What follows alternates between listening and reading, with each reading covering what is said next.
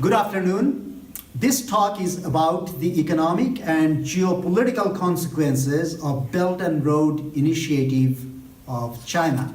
I will mainly discuss the economic consequences for China, although they will have reverberations abroad, clearly, but that I leave for a future talk.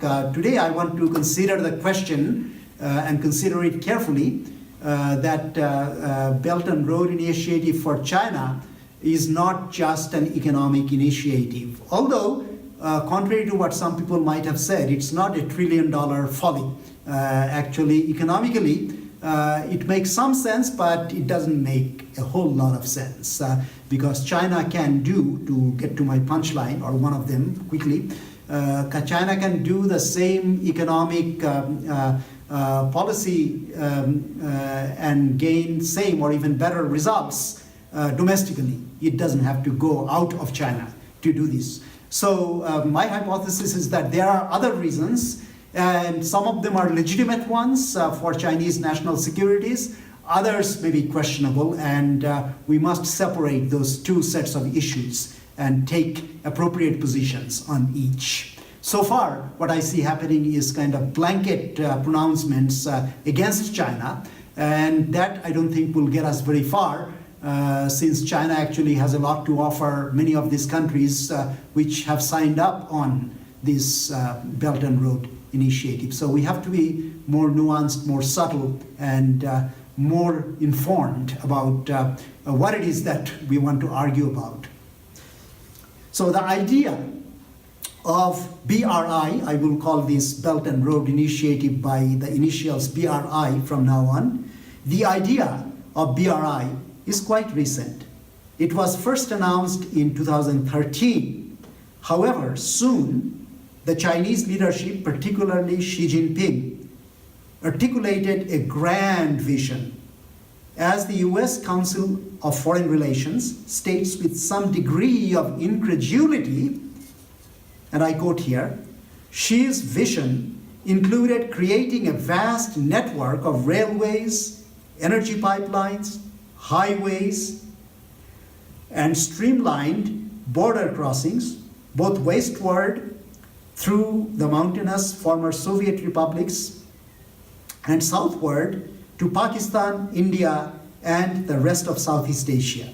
Such a network would expand the international use of Chinese currency, the renminbi, while new infrastructure could break the bottleneck in Asian connectivity, according to Xi. The Asian Development Bank estimates that the region faces a yearly infrastructure financing shortfall of nearly $800 billion. I used to work for the ADB, so I think this is actually an underestimate. It is well over $1 trillion, and they will keep increasing as many Asian countries grow. Growth will demand more and better infrastructure in Asia. So what are the Chinese offering? To go on with Council of Foreign Relations characterization, in addition to physical infrastructure, China plans to build 50 special economic zones, modeled after the Shenzhen Special Economic Zone, which China launched in 1980 during its economic reforms under leader Deng Xiaoping. Xi subsequently announced plans for the 21st Century Maritime Silk Road at the 2013 summit of the Association of Southeast Asian Nations, which has the acronym ASEAN. And that meeting took place in Indonesia. To accommodate expanding maritime trade traffic, China would invest in port development along the Indian Ocean from Southeast Asia all the way to East Africa. So that, believe it or not, is supposed to be the road part, but it's basically the port part, really. So it could be called Belt and Port Initiative rather than Belt and Road Initiative. To go on with our story, official adoption of BRI by the Communist Party of China took place during the 19th National Party Congress in 2017, only less than 2 years ago. CPC, or Communist Party of China, formally adopted the Belt and Road Initiative, BRI, under its party constitution as part of a resolution to achieve, to quote from their document, shared growth through discussion and collaboration, end of quote. Consequently, President Xi Jinping endorsed a strategy of PRC's international engagement defined by BRI. Interpreted by Japan and most of the West as signaling a sustained commitment to BRI as an international relations initiative by China. Broadly speaking, that's a correct interpretation. I don't think China meant it differently. So that is not likely to create misunderstanding. Misunderstanding comes from details that are misunderstood or ill understood by both sides. Okay, to go on, then does this party congress, that is the 19th Party Congress, mark the point at which Chinese foreign policy rhetoric finally shifted to an operational program that spans at least 68 countries? One cannot be so sure, of course, and much analytical work in international relations, international and global political economy, and technical international economics remains to be done. Although social science work on BRI is of relatively recent origin, non-economic analysis have dominated the work done so far.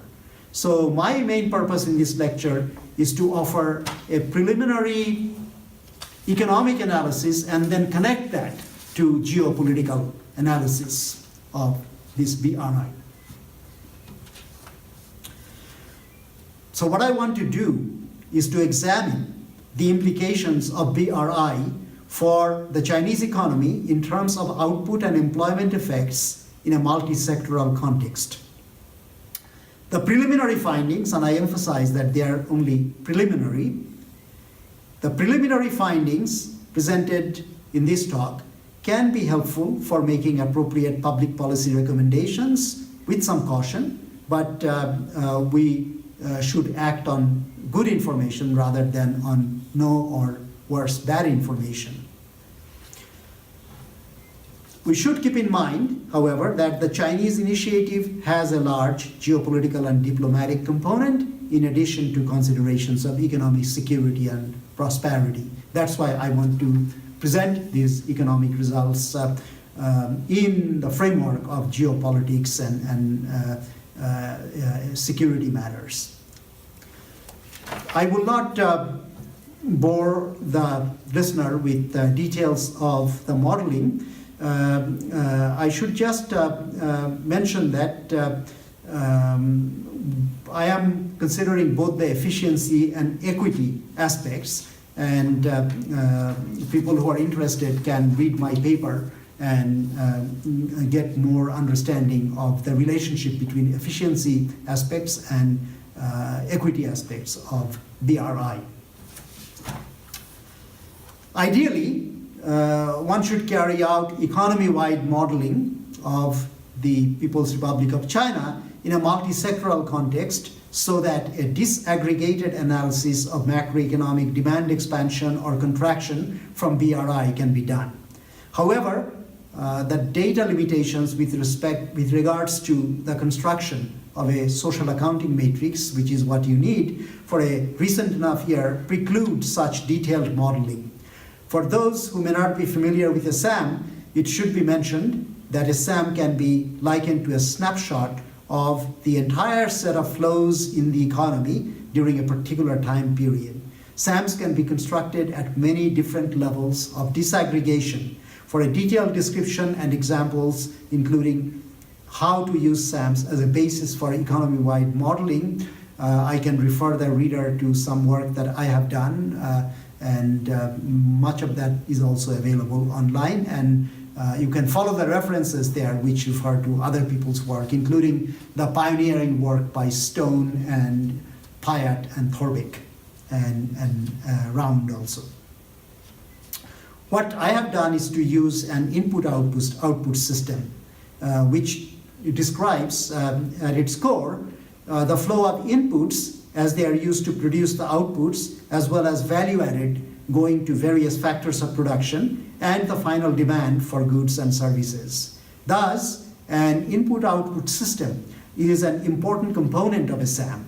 Since an appropriate SAM is not available for modeling the PRC after 2007, we use the next best alternative of using the most recently available PRC input-output data.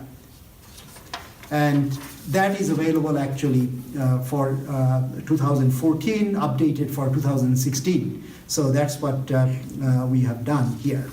And I will not describe everything in detail, but basically what I have found, and detailed analysis, if one is interested, can be found in my paper. What I have found is that we can consider two different scenarios, since everything in the real world is far less certain than our mathematical models would have it. I consider a low scenario and a high scenario. In a low scenario, we have low aggregate demand increase that comes from Chinese investments abroad, basically. And that is the scenario that probably is true right now. But I have made it a little more conservative than maybe what exists. So in that sense, the Latin word a fortiori can be used. A fortiori is a logical operation that basically assumes something that is more stringent than you need to. And that means that if reality is less stringent than what you have assumed, then what you show through this stronger assumption, or more rigid or more strict assumption, is more likely to hold when these are not so strict. And that is the strategy that I have followed. And then for the high one also, I have used a lower kind of estimate. And that too, in this sense, is an a fortiori argument. And what I find is that in both the scenarios, internal expansion of China is something that could be achieved by internal fiscal policy by China and accommodated by monetary policy in China. So it is part of standard toolkit that China has already used, most notably to get out of the debacle from the 2008 financial crisis. China was the first country, and its recovery was V-shaped, mainly because they went massively to invest in infrastructure and other internal projects that created both the increased output and increased employment for the Chinese. And for the high end, it will increase Chinese growth, but that growth can be generated internally because China has and will have increasingly a large internal market. So what is the real reason for China in addition to these? These are not trivial reasons, because economically China at least will not lose. Something that some people don't seem to want to believe. In fact, I have seen people, you can go on YouTube and listen to these talks, given by people who don't show a shred of evidence about having done any kind of rigorous economic analysis and just produce numbers out of hats. And some of them actually call this $1 trillion folly. Well, the folly may be in their imagination, just like Lew Wallace, who wrote Ben-Hur, famously stated that beauty is in the eye of the beholder. Right? Beauty is in the eye of the beholder. So $1 trillion folly is basically in the mind of the person who fabulates these things.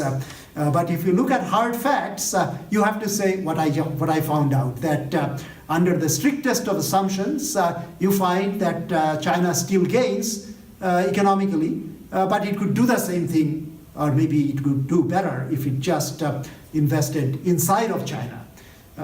So clearly China is looking for something else. What is it looking for? I think if we look at it from the legitimate interest side of China, China is always threatened by several things. One is that US actually, since the Second World War, and certainly the end of Second World War, has controlled all the important sea lanes. So that means if the US wants, it can shut off trade. It can shut off supply of everything to China that comes from outside. And Chinese, after all, are not children. They understand these kind of threats very well. So whether they are expansionary or not is a matter for further discussion. And I don't think we want to dismiss that. China could very well be expansionary in some respects, at least in its neighborhood, and therefore may be feared, or at least may be creating anxieties. So I will leave that aside for the moment. But Chinese legitimate security interests, especially with respect to energy, would indicate that China must find more land routes for energy. And that's what it has been doing. I wrote a letter, actually wrote a paper in early 21st century, and an expanded version of that you can find at the World Institute for Development Economic Research Helsinki website, and a more refined version can be found in the 2010 book that came out on China and India. I have one chapter on China, which is about energy security and a new development strategy for China. And the other part is jointly authored with Dr. Anushree Sinha on India. So I have a chapter on each country in this book. And the book on the whole is a very good one. And if one is interested in these topics, one should consult that. But coming back to China's energy security, China has already concluded a 30-year deal with Russia. It has agreements with Kazakhstan and other Central Asian republics. It's building pipelines or connecting with pipelines that will make it easier to achieve energy security over land rather than rely on the willingness of other powers who sometimes can become hostile to provide sea access for China. And China is a very large economy, as most people know by now, although it is still just a middle-income country because China also has a lot of people. But China has achieved a lot in terms of lifting people out of poverty by the standard measuring yardsticks of poverty reduction. So that's not perfect, but comparatively it's a much bigger achievement than that of other countries at the same level. Certainly it's a much bigger achievement than India. China also has grown consistently, which is what makes its economy so large. And China has recognized, subsequently to works like mine, which pointed out that China's old development strategy actually would not be sustainable in several senses, including the sense in which we use sustainability increasingly, that it will not be environmentally sustainable. And China is trying to shift more and more to green sources of energy. In fact, it has become a leader in green sources of energy use, but it has a long way to go. But if people observe China, and if people have some experience dealing with various sectors in Chinese government, one has to realize that China is not a monolithic country, and it is not a monolithic government. In fact, there are many factions, many different points of view, many different ideas and arguments within the Chinese Communist Party, and certainly within Chinese society, including the expatriate Chinese community. So there is room actually for changes at the policy level, and there may be room for change in terms of future social movements in China that could lead to a better performance in human rights, where Chinese record sometimes is truly dismal. So one should definitely not exonerate China about human rights lapses. but one should also recognize how the Chinese leadership thinks about its own security and should acknowledge those legitimate interests. But beyond those legitimate interests, if China can be shown to be expansionary, if China can be shown to be threatening to other countries' legitimate interest, if China is shown not to be cooperative on issues that are of mutual interest in Northeast Asia, in Southeast Asia, in Central Asia, in terms of relationship with Russia, relationship with Iran, relationship with India, etc., then clearly there will be legitimate grounds for pressuring China in various ways, short of going to war with China, which I think will be truly disastrous.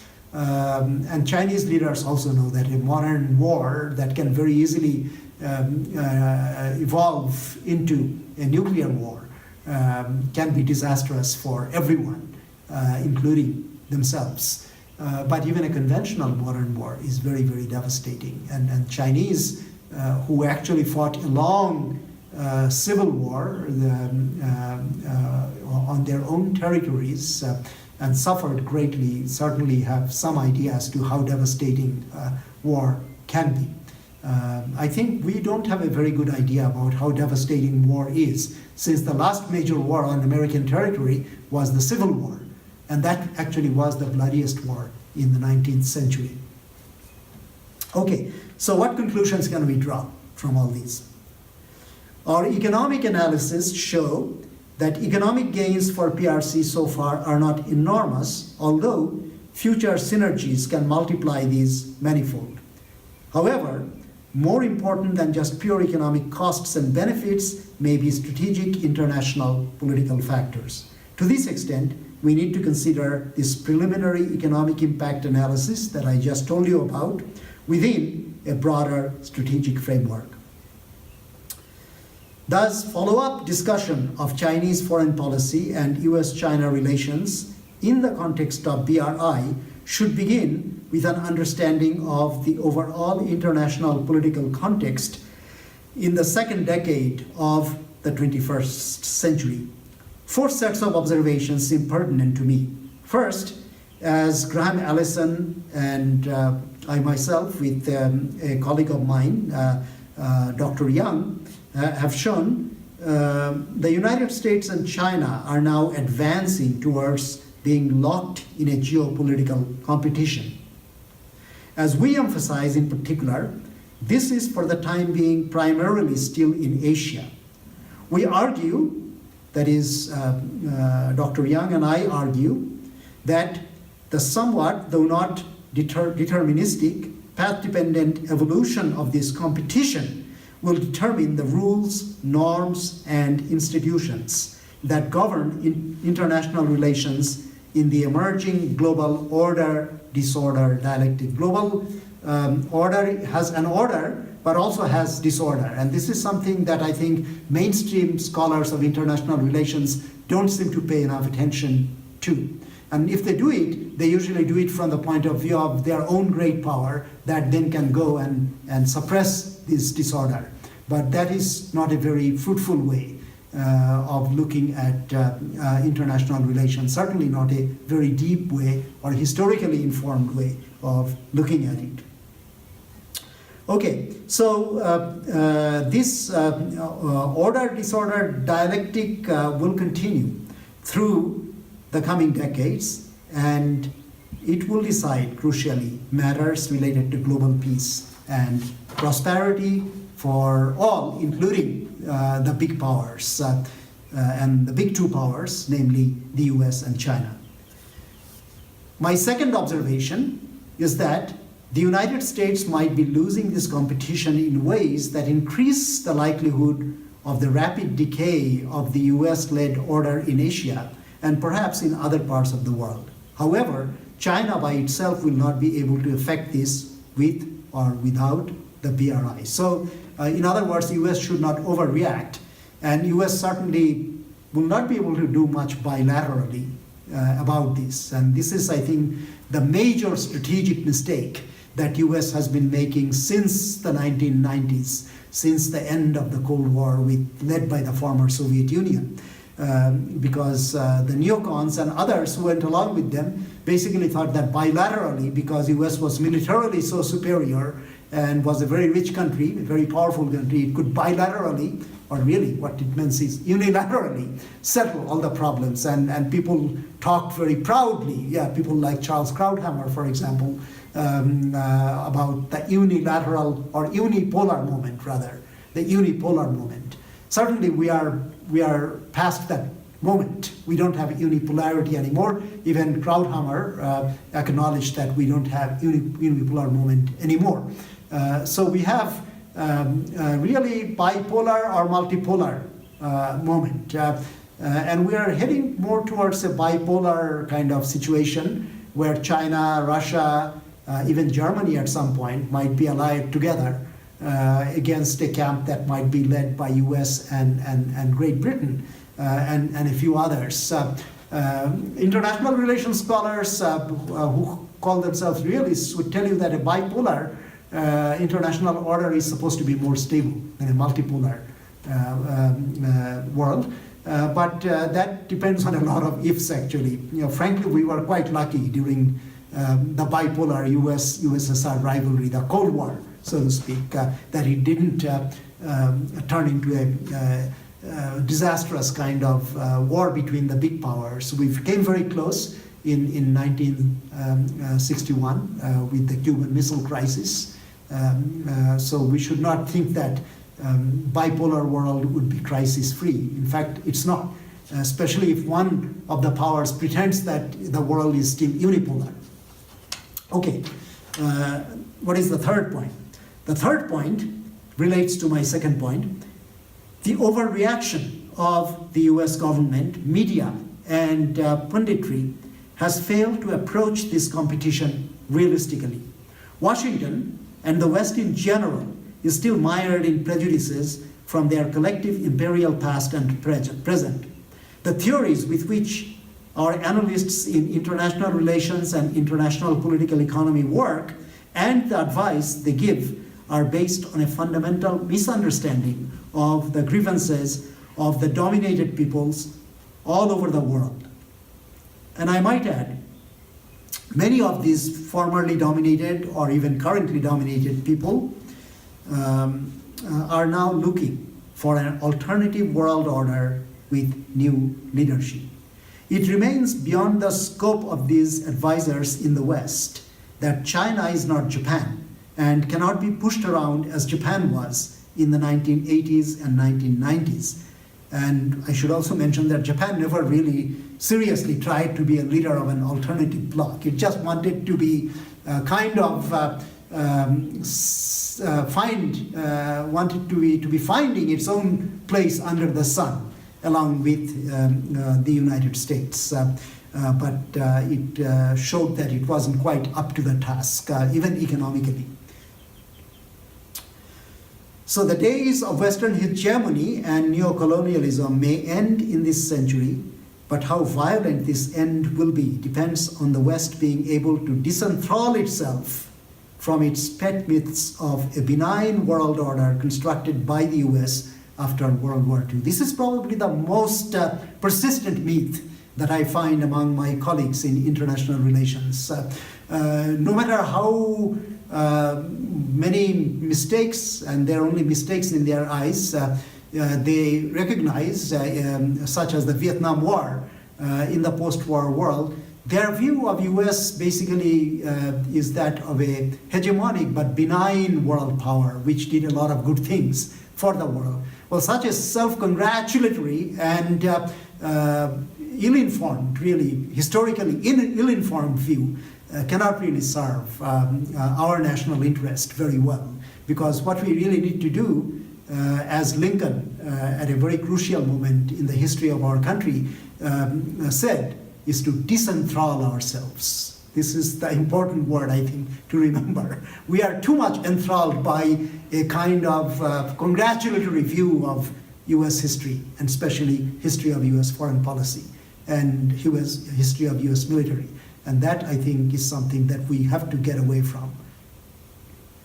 Okay, now, finally, with a sound understanding of the realities and the need to be less hypocritical and more deeply honest about Western domination and exploitation of the West, the way can open for constructive changes in the West and the East, including People's Republic of China.